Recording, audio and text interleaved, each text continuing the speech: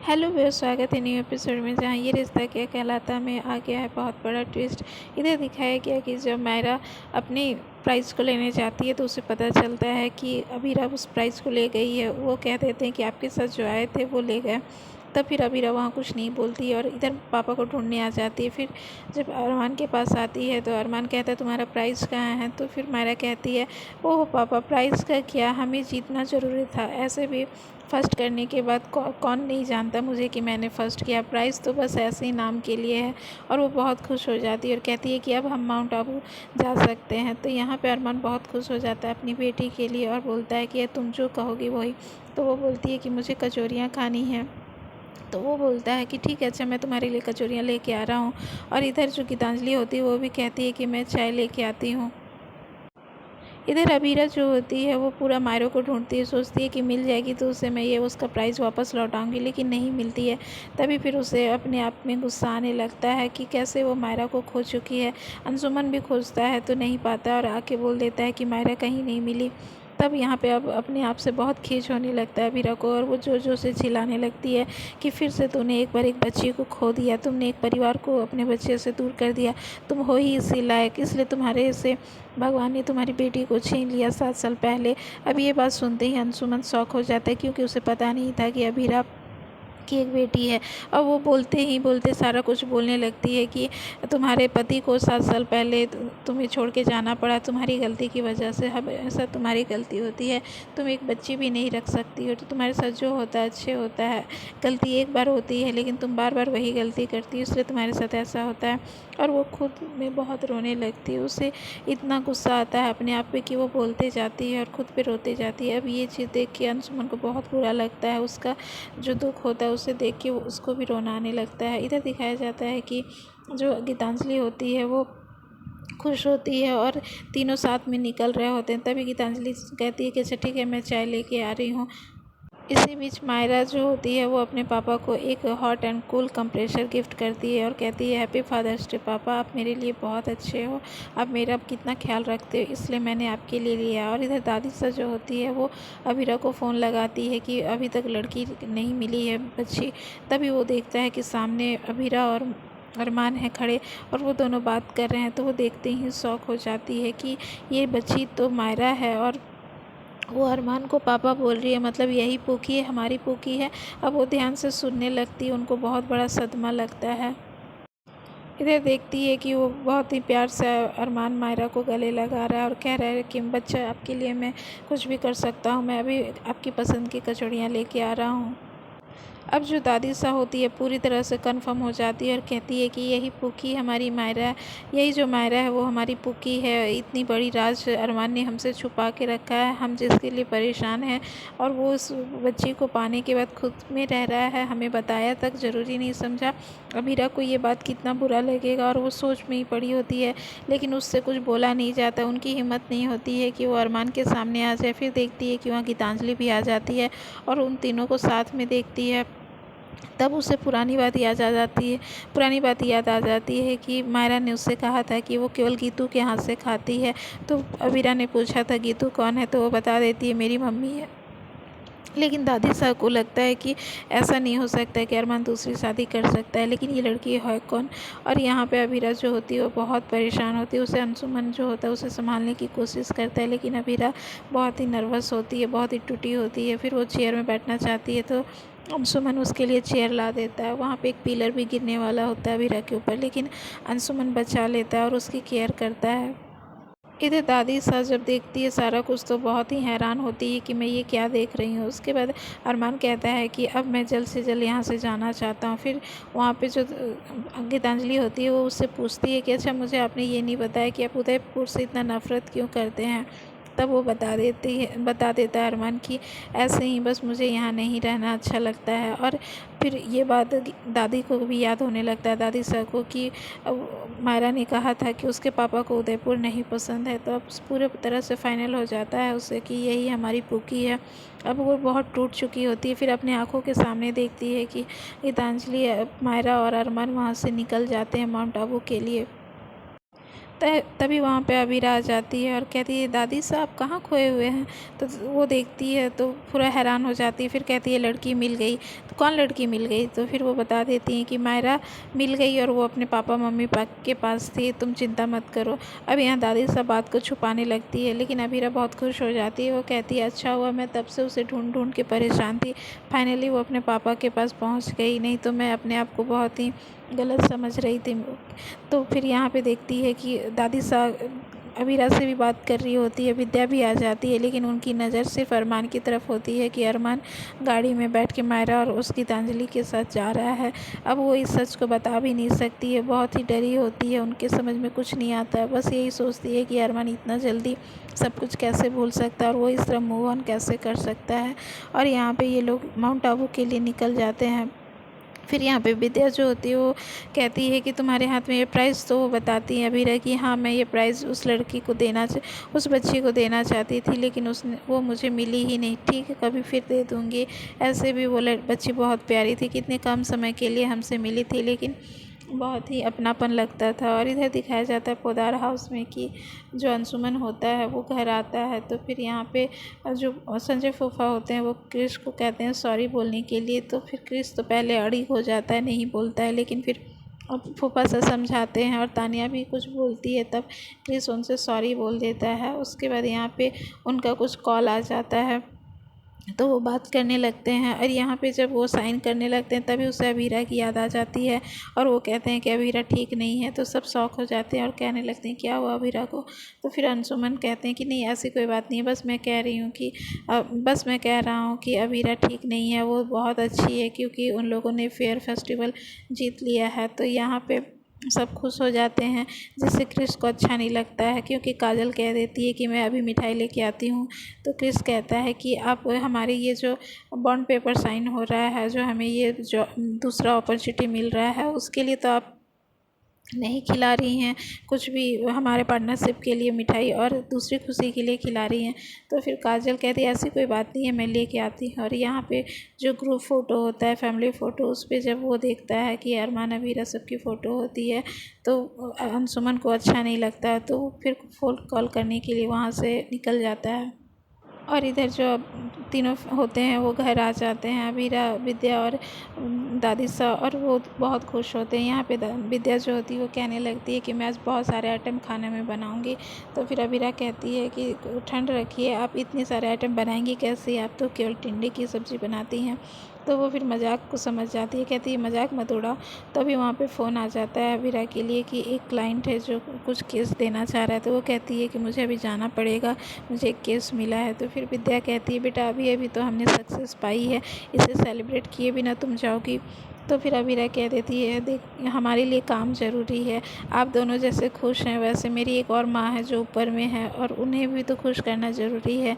मेरे लाइफ का जो मकसद है वो मेरी माँ के लिए ही है, इसलिए मुझे वहाँ भी जाना पड़ेगा। तब फिर विद्या कहती है अच्छा ठीक है चलो मैं भी तुम्हारे साथ चलती हूँ, मुझे भी कुछ सब्जियाँ लेनी है। और यहाँ पे वो फिर मायरा का प्राइस को रख देती है कबर्ड में और कहती है कि बहुत ही प्यारी बच्ची थी। लेकिन यहाँ दादी सर जब ये सब सुनती है तो उन्हें बहुत बुरा लगता है कि वो बता भी नहीं सकती कि वो पुकी और मायरा ही सेम है और तुम्हारी बेटी है, लेकिन वो कुछ नहीं बोलती है। उसके बाद वो कमरे में आती है और अपने टॉफ़ी बॉक्स को निकालती है, जिससे कि हर टॉफ़ी उनको निकाल के वो अरमान को देती थी उसकी जीत की खुशी में। तो वहाँ से उसके फ़ोटो को निकालती है और कहती है कि बेटा आज मैंने तुम्हें देखा, एक पल के लिए लगा कि मैं तुम्हें माफ़ कर दूँ और तुम्हारे पास आऊँ, तुमसे बात करूँ, तुम्हें सीने से लगाऊं, और बहुत सारी बातें बोलने लगती है। उसके बाद अचानक से उसे याद आ जाता है पुरानी चीज़ें कि हम फैमिली में कितने खुश थे, कितना तुम्हें हम आशीर्वाद देते थे, तुम्हारी हर जीत की खुशी में मैं तुम्हें एक ट्रॉफ़ी देती थी, इतना हंसी खुशी हमारा परिवार था। लेकिन तुरंत में ही फिर वो गुस्सा हो जाती हैं कि इतनी बड़ी बात तुमने हमसे कैसे छुपाई, हम यहाँ तुम्हारी वाइफ अबीरा जो है वो पुकी को लेके परेशान है, हर दिन खाती पीती नहीं है, ठीक से रोते रहती है, वो जिंदा लाश की तरह है और परेशान है, और तुम हो कि पुकी के मिलने के बाद हमें बताया तक नहीं और खुद ही लाइफ में आगे बढ़ चुके हो। मैं इस बात के लिए तुम्हें कभी भी माफ़ नहीं करूँगी और मैं कसम खाती हूँ कि मैं अब तुम्हें उस लड़की की ज़िंदगी बर्बाद करने नहीं दूँगी। तो यहाँ पे वो बहुत ही गुस्सा हो जाती है अरमान से और फ़ोटो को फेंक देती है और कहती है कि आज के बाद मैं तुम्हें इस लड़की की ज़िंदगी बर्बाद करने नहीं दूँगी। अभीरा को अब मैं संभालूँगी। इधर फिर दूसरे दिन दिखाया जाता है कि अभीरा जो होती है वो दादी सा के पास आती है और कहती है कि क्या आप अरमान से मिले हैं, और मिले हैं तो कब मिले हैं, प्लीज़ मुझे बताइए हाँ या ना में। तो दादी सा कहती है हाँ मैं मिली हूँ।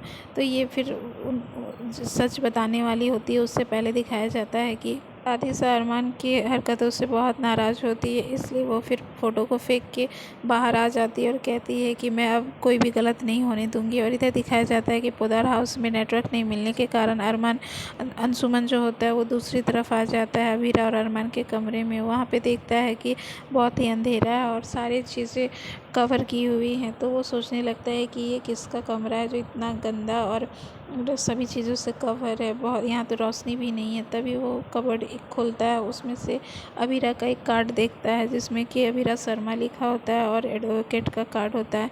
फिर वो देखने लगता है पुरानी यादों में कि अभीरा कितना अपना साड़ी बेचने के लिए मेहनत करती है, उसके पास आती है, सब कुछ बात करती है। तो वो समझ जाता है कि अभीरा बहुत ही अभी दुख में है, लेकिन वो जानना चाहता है कि अभीरा शादी से पहले या इस लाइफ से पहले कैसे रहती थी। तो और कुछ चीज़ें ढूंढना चाहता है क्योंकि वो इंटरेस्ट लेने लगा है अभीरा पे। तभी वहाँ पे दादी जो काजल फुआ होती है और चाची साहब वो दोनों आ जाते हैं और कहते बेटा तुम क्या ढूंढ रहे हो। तो फिर वो नहीं मैं बस ऐसे ही आया था कि ये किसका कमरा है, कि नेटवर्क नहीं मिल रहा था फ़ोन पे इसलिए। तो वो लोग कहते हैं कि अच्छा ठीक है, नीचे खाने की चीज़ खाने बना हुआ है, टेबल पे लगा है, चलो खाना खाते हैं। यहाँ पे काजल कहती है कि अंशुमन बहुत अच्छा लड़का है ना अभीरा के लिए। तो यहाँ पे फिर चाची जो मनीषा चाची होती है गुस्सा आ जाती है कि ये आप क्या बोल रही हैं, हमारा जो अरमान है और अभीरा वो एक दूसरे के लिए बने हुए हैं, तो आप क्यों कह रही हैं कि अंशुमन का रिश्ता जोड़ने में लगी हैं। वैसे भी आप तो अब रिश्तेदार बनने वाली हैं, तो बाद में आपको जो भी लगेगा आप देख लीजिएगा। और फिर इधर अंशुमन जो होता है वो खाना के लिए मना कर देता है, कहता है नहीं नहीं अभी तो मुझे कैब से मिलने जाना है। तो फिर चाची से कहती है ये कैब्स कौन है। तो फिर वो बताता है कि मैं दादी सा को कैब से बोलता हूँ। तो वो लोग खुश हो जाते हैं, फिर कहते हैं अच्छा ठीक है वहीं चले जाइएगा, खाना आपके लिए यहाँ पे बना हुआ था। लेकिन फिर भी तो वो चला जाता है। उधर दिखाया जाता है कि दादी सा हॉल में अपने आप से बात कर रही होती है, तभी वहाँ पे अंशुमन आ जाता है, नॉक करता है। तो फिर वो देखती है कि अंशुमन गेट पे खड़ा है, तो वो रिसीव करती है और कहती है कि मैं यहाँ आप लोगों से मिलने आया हूँ और आज मैं यहीं डिनर करना चाहता हूँ, क्या मैं कर सकता हूँ ना। तो फिर अभीरा कहती है हाँ क्यों नहीं, और फिर उसके लिए खाना निकाल के लाती है। तो दादी सब बहुत खुश हो जाती है। फिर देखती है कि जब अभीरा खाना निकाल रही होती है तो अंशुमन जो होता है उसे बहुत प्यार से देख रहा होता है। तो फिर उससे कहती है कि मुझे पता है कि आपको पता है पुक्की के बारे में। तो फिर अंशुमन कहता है हाँ आज ही पता चला। तो वो समझ जाती है कि अब इन दोनों को आधा से अधिक चीज़ें पता है। उसके बाद अभीरा उसके लिए खाना निकाल के लाती है और दादी सर जानबूझ के कहती है विद्या चलो हम लोग उधर अपने लिए खाना लगाते हैं, इन दोनों को बैठने दो। और साथ में उन दोनों को समय देना चाहती है कि ताकि एक दूसरे को दोनों समझे। लेकिन ये चीज़ विद्या को पसंद नहीं आता है क्योंकि वो उसकी बहू होती है और उसके बेटे की वाइफ होती है और किसी दूसरे के साथ उसका साथ होना उन्हें पसंद नहीं आता है। तभी फिर यहाँ पे विद्या जो आती है वो खाना लगाने के बाद कहती है अभीरा से कि अभीरा क्या मैं यहाँ बैठ सकती हूँ, यहाँ ज़्यादा रोशनी है। तो अभीरा कहती है हाँ माँ क्यों नहीं। उसके बाद तीनों बैठ के खाना खाने लगते हैं। यहाँ पे विद्या जो होती है वो दादी साहब से बार बार नाराज़ होती है क्योंकि वो नहीं चाहती है कि अंशुमन और अभीरा के बीच कुछ हो, लेकिन दादी साहब पूरा फोकस करती है कि इन दोनों के बीच रिश्ता बने। तभी फिर यहाँ दिखाया जाता है कि अरमान और गीतांजलि रात में ही निकल जाते हैं माउंट आबू के लिए और रास्ते पे वो जा रहे होते हैं। तो गीतांजलि उनसे पूछती है कि अच्छा अरमान आपने मुझे बताया नहीं, ऐसा क्या चीज़ था मेले में जिससे आप मुझसे भी छुपा रहे थे और इस मायरा से भी। आप तो अपनी बेटी को बहुत पसंद करते हैं, बहुत प्यार करते हैं, तो फिर क्या ऐसा सच था जिसे आप छुपा रहे थे। ऐसा कोई भी सच तो आप छुपाना नहीं चाहेंगे अपनी बेटी से, प्लीज़ बताइए ना मेले में ऐसा क्या था जो आप छुपा रहे थे। अब रात के बहुत अंधेरे हो जाते हैं और यहाँ जो ड्राइवर होता है वो सोने लगता है। वो बताना ही चाहते हैं कि क्योंकि वहाँ पे उसकी माँ ऐसे बोलते ही हैं अरमान। तभी वहाँ पे देखते हैं कि ड्राइवर नींद से एक्सीडेंट करा देता है और ये चीज़ देख लेती है मायरा और पापा चिल्लाती है। तभी फिर एक्सीडेंट हो जाता है और इधर जो अबीरा होती है वो बर्तन सबको ठीक कर रही, खाना खाने के बाद सबको रख रही होती है, तो बर्तन उसके हाथ से छूट जाता है। अब वो डर जाती है कि ऐसा क्या अनहोनी होने वाला है कि मुझे बेचैनी लग रही है, और वो अपने मंगलसूत्र को छूने लगती है और उसको बहुत बेचैनी होती है। तभी वहाँ पे सभी लोग आ जाते हैं और कहते हैं बेटा क्या हुआ। तो फिर दादी सा कहती है कि तुम रहने दो, हम इसे ठीक कर लेंगे, तुम जाओ अंशुमन को बाहर छोड़ के आओ। तो विद्या को अच्छा नहीं लगता, लेकिन दादी सा कहती है कि लड़की तुम क्या घर आए, मेहमान को दरवाजे तक भी नहीं छोड़ के आओगी, जाओ तुम, मैं ठीक कर लूँगी। तो यहाँ पे फिर अबीरा अंशुमन को छोड़ने के लिए चली जाती है। ये चीज़ विद्या को बिल्कुल पसंद नहीं आता है।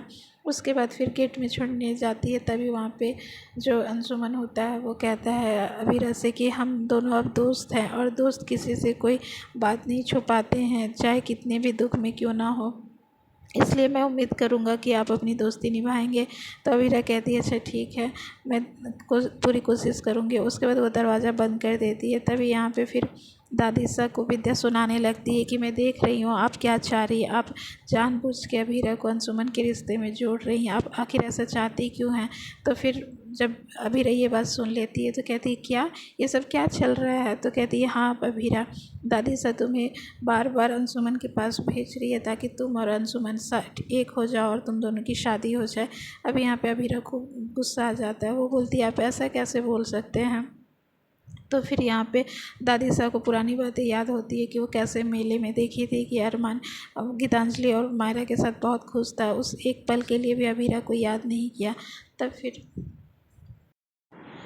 तो वो कहने लगते हैं कि मैं चाहती हूँ बस कि ये लड़की खुश हो जाए, ऐसे भी तुम किस बेटे की बात कर रही हो विद्या, वो अब इसके लिए सही नहीं है। तो यहाँ पे विद्या अपने बेटे का पक्ष लेने लगती है, कहती है कि मेरा बेटा आज नहीं तो कल आएगा, वो बहुत प्यार करता है अबीरा से और वो दोनों ही साथ रह सकते हैं।